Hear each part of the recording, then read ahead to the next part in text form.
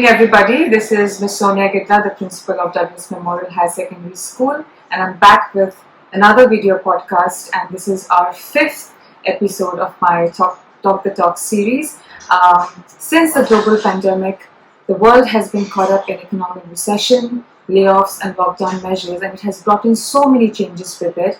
We have somehow been forced out of a cozy pool and thrown into an unexplored sea, and the stakeholders of so many schools have been finding it so difficult and struggling to swim and move forward. But as time has passed by, we've gotten used to these changes and life is coming back to normalcy, I feel. And technology has become an indispensable part of our life, starting from online webinars to making video calls online and teaching children through our laptops, mobiles, iPads, and other electronic gadgets. So technology is here to stay. And there has been a huge paradigm shift. We have transitioned from the traditional structure of classroom teaching to muting and unmuting students online. So by my introductory note, you might have already guessed what topic of discussion we're going to have today. And I think you are right. We're going to talk all about the online teaching and learning. And for this, I have a very special guest with me today, and it is Miss Eileen Winokur, all the way from Kuwait. So we are doing this video podcast remotely. So I welcome you, ma'am. Miss Eileen Winokur, thank you so much for joining me in today's video podcast, ma'am. So before jumping into the conversation, I would like to introduce you to my viewers. So if you allow me, I'll do that, ma'am. Sure. Yeah. Dr. Eileen Winokur has lived in Kuwait for 35 years and recently retired as a director of Foundation Program Unit Math and English at Gulf University for Science and Technology. She taught and was an administrator at the early childhood and elementary levels, in addition to teaching and administration at the college level in private institutions in Kuwait for 25 years. She is currently blogging about her experiences living in Kuwait and providing support to refugee teachers. So, ma'am, once again, I welcome you to my Talk the Talk series of video podcasts. It means the world to me that you're doing this, ma'am, all the way from Kuwait, and it makes me so happy that we are doing this, ma'am. So, ma'am, my first question to you would be, like I ask everybody else, how are you feeling today?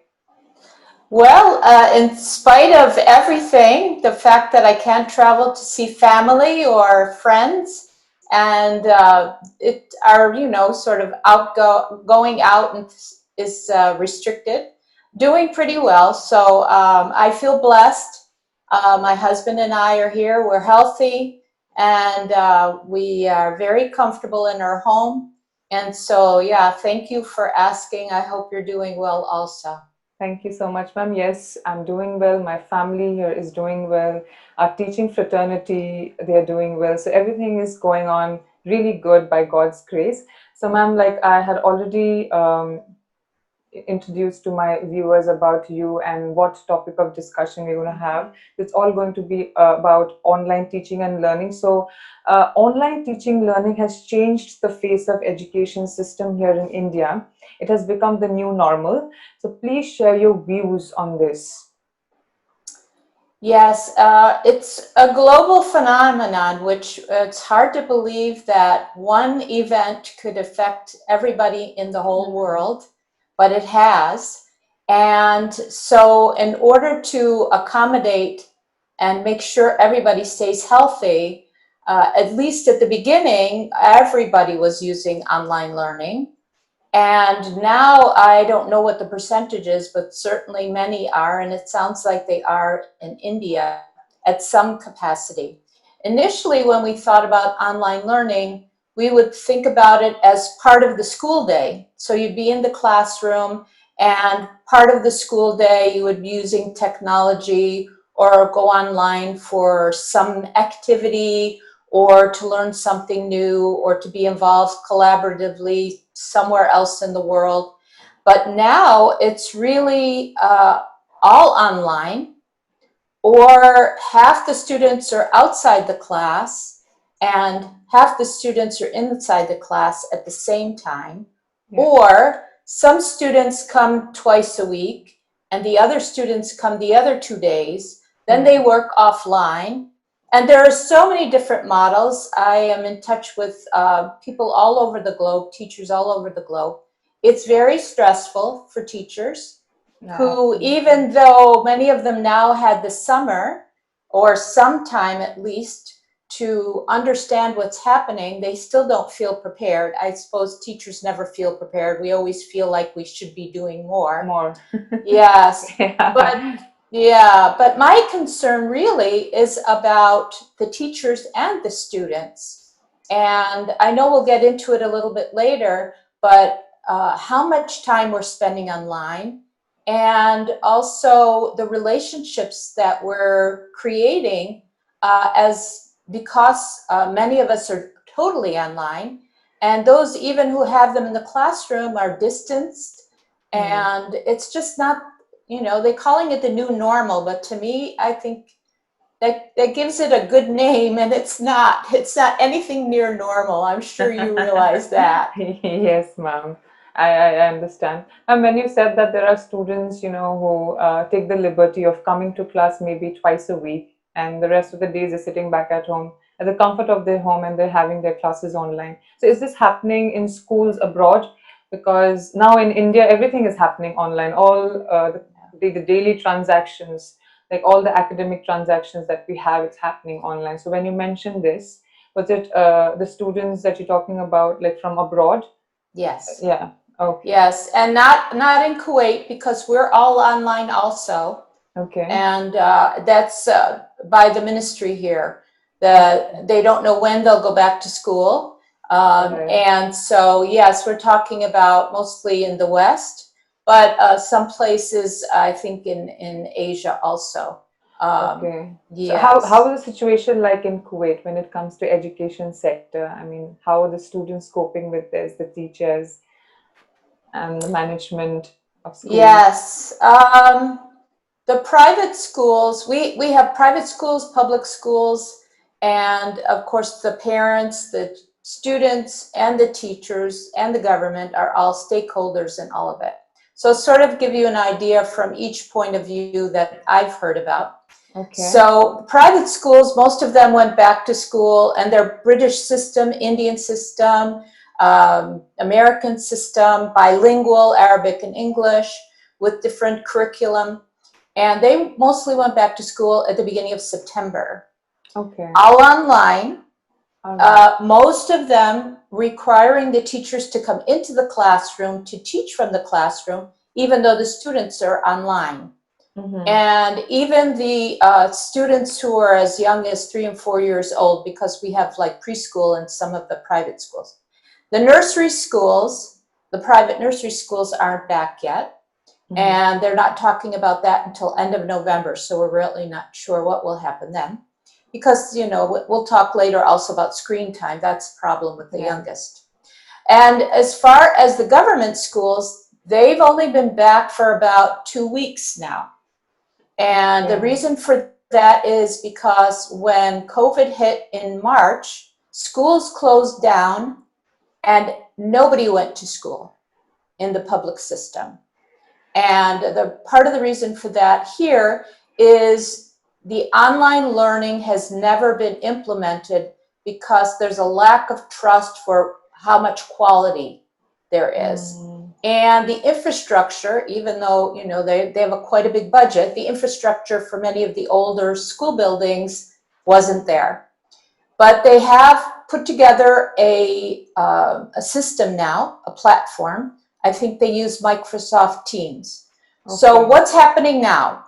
Yesterday, I was on Instagram, and there was a reporter going around asking students about and parents what they thought of how things are going.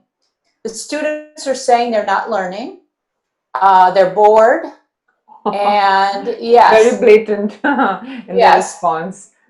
But mind you, I believe that all of the schools, including the private schools, are requiring students to be online like a Yes. regular school day, Yes. Yes. which is 6 to 7 hours of online work with regular periods and everything. So that may be part of the problem. Yeah. Um, As far as the younger ones, I know the teachers, some of the teachers are friends of mine.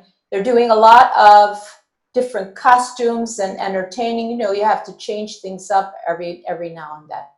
So I think it's a mix. I'm sure there are students who are thriving, students who prefer not going into the school building. Maybe they're, you know, savvy on the computer. They prefer that delivery. But I would say probably if I had to be online all day long for 5 days a week, I would be tired also. Yeah.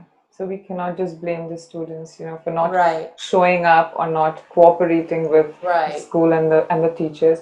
Ma'am, I feel that the parents in Kuwait and in India, they think along the same lines when it comes Yes. to quality of education, because here also they're questioning, what kind of education is being imparted through these laptops and computers and gadgets. So but you see, ma'am, this is the situation that we're in. Everybody's facing this problem. So what better way other than this medium of technology? Right.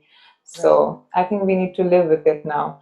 Ma'am, the next question would be, if you had to choose between the face-to-face learning versus the online medium, which one would you choose and why?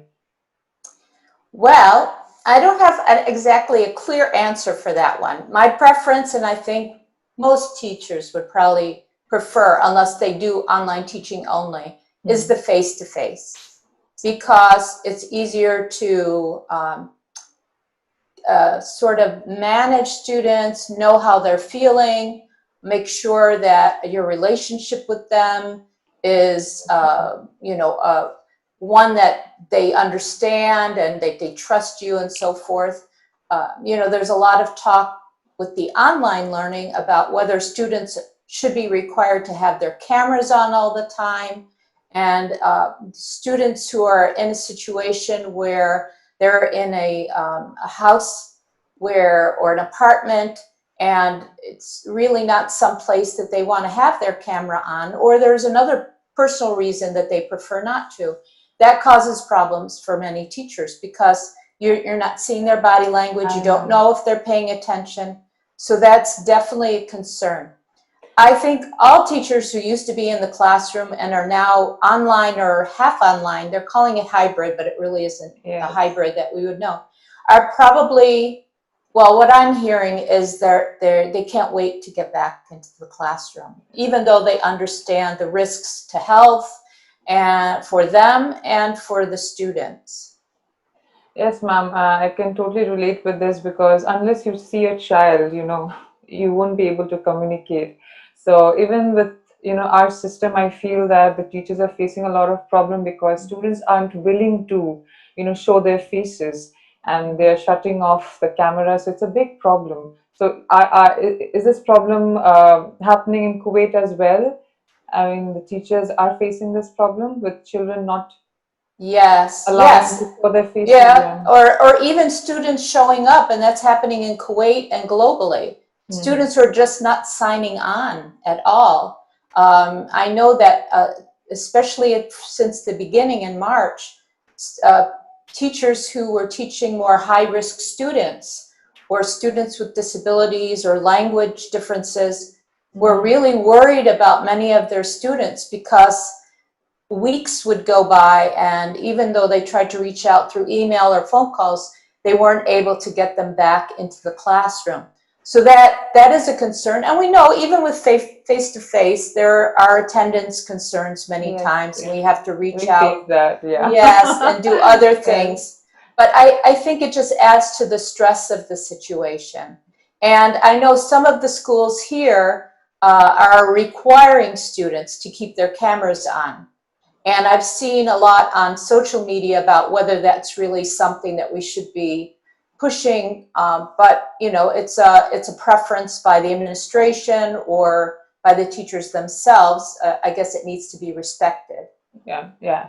Even I think when the teacher is, showing herself to the students, I think the students should also cooperate. I mean, we should be doing that. We're living in an era of globalization and modernization. So online transactions has become indispensable and also convenient, but it has its own shortcomings and challenges. So what are your views on that? In terms of of using online and being globally connected and working collaboratively, I think the online space has so many advantages. And it's also a way for us to prepare the young people with skills that they're going to need later on. And so it's important that we give them the advantage of using those online spaces, but and for them to become more global. But I think we need to be careful about how much time we spend online and what we're actually doing with that time.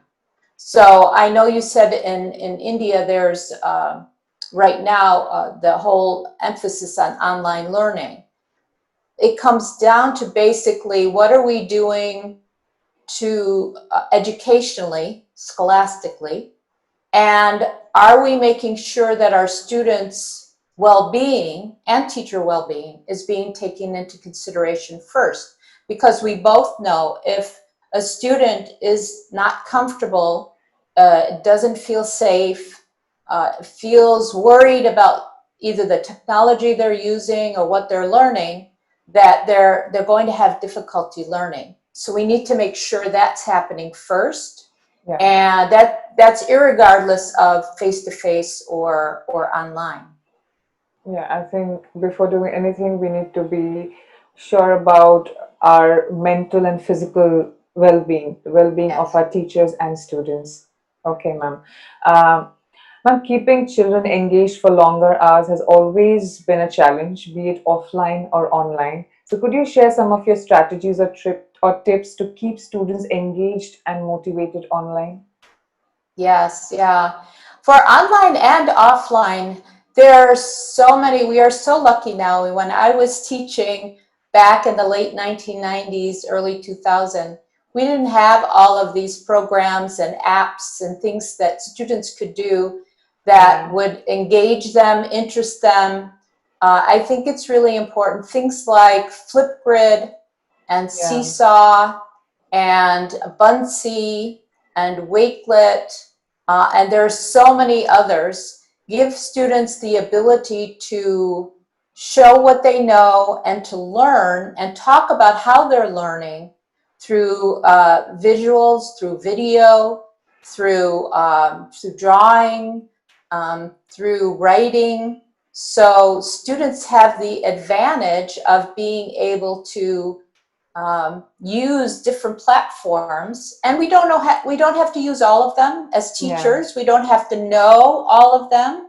Certainly, it becomes overwhelming for us to use every single one, but to choose one and get really good at it, and then sort of add them, I think is more interesting. Makes teaching more interesting, also. yeah. Good to know, ma'am. India has been pacing up slow in the domain of online education, while other schools overseas have been used to this sort of structure, curriculum, and system since long. Share your comments on this, please. Uh, I think partly we assume that first world schools, the Western schools, are way ahead of us in terms of development and online teaching.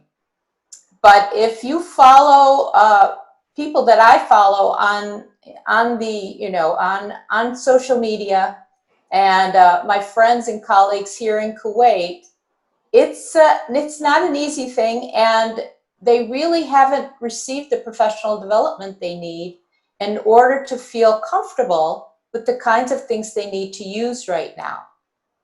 And many times what's happening is that schools had gone with a certain learning management system, for example, Google, and then starting in September, when most of the Western schools went back, or August, it completely changed to something else like Schoology or Microsoft.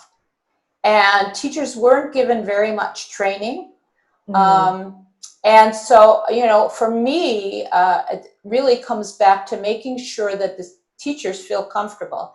I personally believe that teachers aren't being asked enough by policymakers, by the government, school administrations, what works and what doesn't work. Because you and I know from being in the classroom, Sonia, that we are the experts. We know what works, whether it's face-to-face or online. Absolutely. We know what works for our students. We know what makes them comfortable. We know what our colleagues need in order to feel safe and comfortable. It's the same for teachers. If I don't feel, go ahead, yes. Yeah, we have the hands-on experience, so we're on field and doing this. So we'll know it better, of course. Yes, ma'am. Yeah. Yeah. So, and the sad part is that, the experts aren't being asked. At the same time, they're being pressured to do certain things within a time limit, and not only make sure that their students are well mentally and physically, but also that the students are learning and meeting different standards and outcomes. And that's almost impossible. All that I'm reading in terms of the research right now, within the last 6 months or a year, is to be very careful about trying to push through all of the outcomes that we would anticipate getting through in a regular school year, and trying to do it in the midst of this pandemic. Because on top of everything else that's going on, families have members who are not well, or they're worried about, family members that are either doctors or service providers or whatever. And, we need to take all of that into account. And it's very difficult for teachers to navigate all of that. Yes. Talking about the Western countries, and especially US, I had read a few articles where teachers were so overwhelmed with the situation and things were not working out, so they resigned. They didn't want to go back. So I was shocked to know that they're changing. I mean, they don't want to be in this profession and they want to change into some other profession. So that's quite sad. It is very sad. Yes. My next question to you, ma'am. Online education doesn't necessarily help in facilitating the emotional connect or bond between student teacher or student to student. At one point, it becomes very robotic and tedious. So, how can we retain this emotional connection while teaching online? Because education is also about developing their emotional intelligence and social intelligence. So, what's your take on that, ma'am? Well, I believe schools like yours, Douglas Memorial, and others that I know, because I have many colleagues on social media who teach in India and elsewhere, that their first concern is for the students and also communicating with the parents. And so they're using every means possible to check in with parents, to communicate with them, whether it's a newsletter or daily notes, to make sure that parents know exactly what they're doing in the classroom, so that they don't feel helpless when they see their child struggling, because now the child is in front of them in the home. And so if they see that child struggling, before the teacher would deal with it, but now the parents, to some extent, have to worry about that. And then also, as far as the students, to make sure that you're establishing those relationships just like you would in the classroom. Yes, we're not face-to-face, but we can greet them every day. We can reach out and make sure that the activities that we're planning make them feel valued. We can praise them when they deserve the praise. When we criticize them, we need to make sure that we understand why they're not doing well. All of the things that we usually do, or we should be doing, but it just happens to be virtually. It feels very remote. Unfortunately, they're calling it remote learning. I'm glad you're calling it online learning, because when you use the word remote, it really feels like I'm so far away from everybody. But we're not. We see them daily. We can check in with them. We can find out from their parents how they're doing, right? Yeah. So, like, ma'am, since you mentioned our school, we have the school app. so through which we communicate with our parents, and we are holding Yes. events like elocution, debate, extempore online. So it's not just that we are carrying out our academic work online, but we're doing the other stuff as well, just to keep them motivated and just to keep them interested. So these things are happening like in our school, and I'm sure it's happening in other schools as well. Yes, Uh, that's really important. yeah, yeah. Yeah. Ma'am, how can parents be of help to their children in the process of teaching online? Because once, the school has done its job, I think learning needs to be carried forward. Right. Yeah, to the to Yeah. the, to the home and to the families. So, what do Yes. you have to say, ma'am, regarding the parents? How can they be a part of this online learning and teaching? I think it's really important that parents are informed, as I just mentioned, about what's happening in the classroom, Yeah. more so than necessarily when they were in the classroom, and more so for them to be informed, not for them to do the work for the child. It was interesting. One of my colleagues who teaches here, actually, she's a principal here in Kuwait, and she mentioned that she goes around sort of as a mentor and a coach to the different classrooms because the teachers are teaching even though students are not in the classroom. And a couple of the classrooms she went into, the parents were whispering the answers to the students. And She so, says that too. yes, we have to be very careful as parents not to feel so badly for the students if they're Yeah. struggling. Remember, struggling is part of the learning process. Mhm. So making sure that we emphasize that to parents. Yeah. Parents need to also feel it's a two-way communication. Agree. And so, but if your school has already established that, all you're doing to extend that is having either online communications, like you said, your school has this app, or for some other learning platform where the parents have access to that. And then weekly newsletters or daily Yeah. notices to parents, because Very I'm nice. going to feel better as a parent if I at least know what's happening. Mm-hmm. Because many times, especially for younger children, they can't explain exactly what they're supposed to be doing or what they're knowing. Whereas if the parent's aware of it, the parent can sort of sit down and talk to the child and say, you can do this. This is what the teacher told me. I know you're worried about it, or I know you don't understand, but let's ask the teacher. So, we become a three-way partnership. Even more so than we were, it becomes even more important. It's always important, but Yeah. it's even more important right now with the students at home and the parents at home with them Yeah. online. But we do have these helicopter parents, like I've seen on Facebook, ma'am, there was this meme where the child is dozing off and the teacher is unable to see the child, but the parent is writing down the notes, for the Oh child, dear. and the child is Oh sleeping. no. Yeah. So that's the thing, happening maybe in so many schools where Oh teachers, gosh. where the parents are, like excessively involved. This is like an unhealthy kind of Yes. involvement. Yes. I feel that parents need to just step back and let children learn when it comes Yes. to online learning. Yeah. Yes. Uh, Ma'am, learning online requires a child to be engaged with electronic gadgets. So you see, ma'am, if they stare at the screen for longer hours, then it's strenuous to the eyes and it can cause major damages. So what should be the maximum screen time for students of different age groups like primary, pre-primary, middle school, and secondary school? Yeah.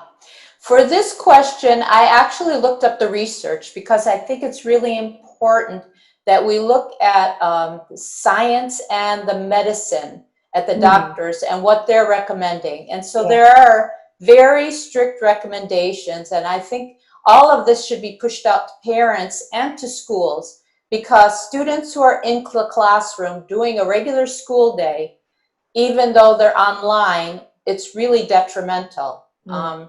So under 18 months old, of course, that's really small. The only reason they should be on a device is if they're chatting with their grandmother, their parents, they have family who's far away, and it should only be for a short time and obviously with the parent.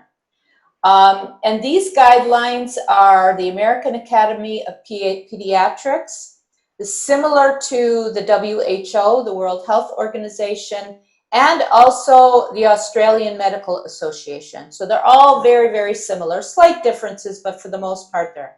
For toddlers 18 to 24 months, little to no screen time recommended.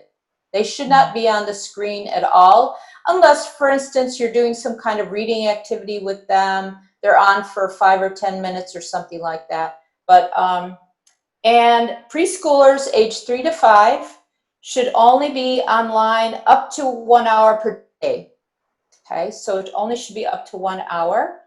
Elementary school age children, so about 6 to 10 years old, and of course this varies with the child and the child's behavior and their ability, is only, so age 6 to 10, 1 to 1.5 hours a day.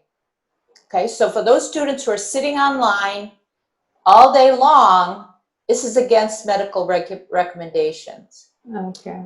Middle school age, 11 to 13, up to 2 hours a day.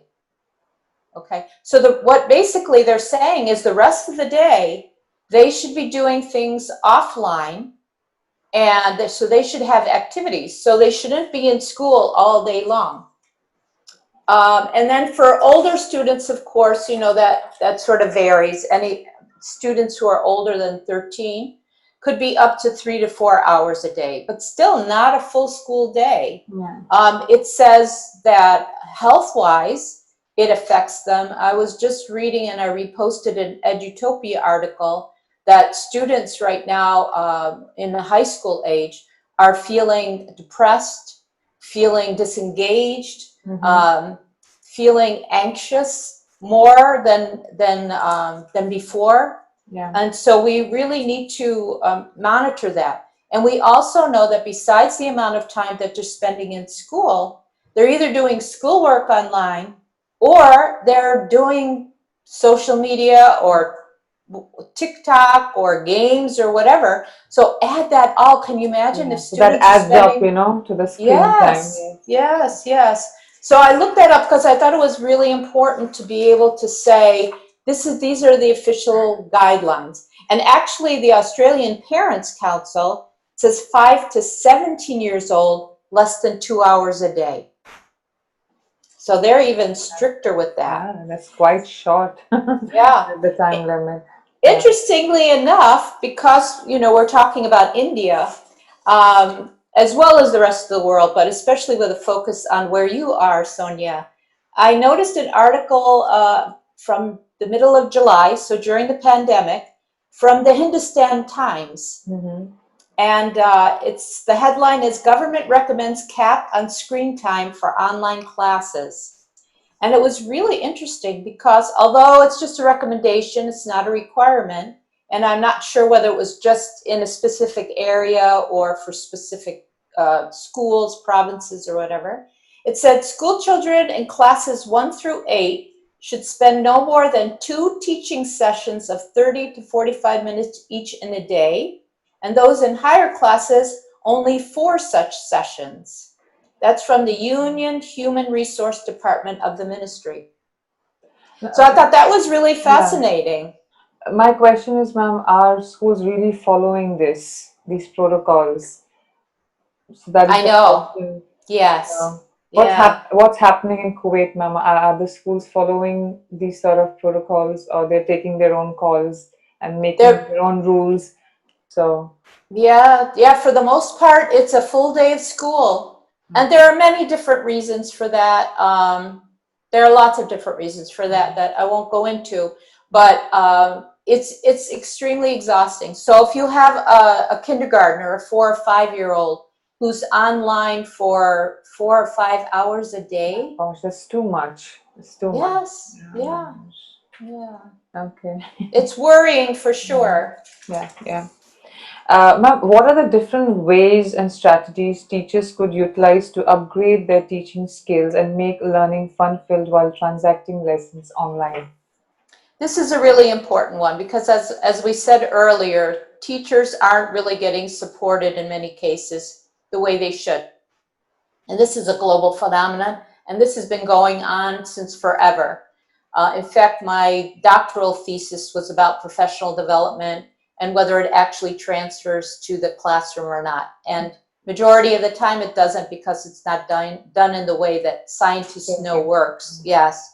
So, but there are different ways to personalize our learning now, which is wonderful, because we didn't have that event. That's one of the big advantages for teachers of having online. And I'm aware if teachers are teaching online for a good portion of the day or even part of the day, thinking about going online for professional development is kind of hard. But if you work out a schedule, you can really learn. So things like the apps, like Buncee and Wakelet, just about any of the apps, Nearpod, and I'll go through a whole list of them. Once you start using it, you can find their communities of teachers and other educators who are using it.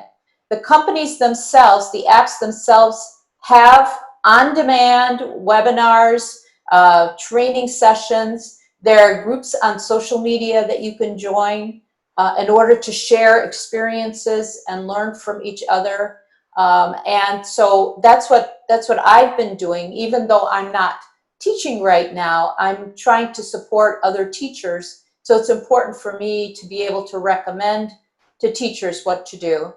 Also, there are so many conferences. I know there are in India also, so in your time zone. But even if it's not in your time zone, many times summits, conferences are recorded. Mm-hmm. And many of them now are, because they're virtual, are free. Okay. And so there is so much professional development out there. And also to be able to use social media in a way for your own professional development. So finding other teachers who are either teaching the same subjects or using the same apps or online, like Teams or Google or Schoology, and just learning from each other. That way you can make your own schedule as a teacher, decide how much time or when you can spend that time online. And also my recommendation is find something, do it at your own pace, feel comfortable with it, try it out with your students, get good at it, then think about going to something else. There's so much out there, it's easy to become overwhelmed. And so don't be overwhelmed by you making your own personalized sort of template of what works for you. Yeah. Thank you so much, ma'am. We had a wonderful session, and that was my last question. I feel so empowered and enlightened by this discussion, and I'm sure the viewers enjoyed it as much as we did, talking to each other about online teaching and learning. And I'm so happy that you joined us in this conversation. Look forward to more podcast videos, and until then, take care and stay safe.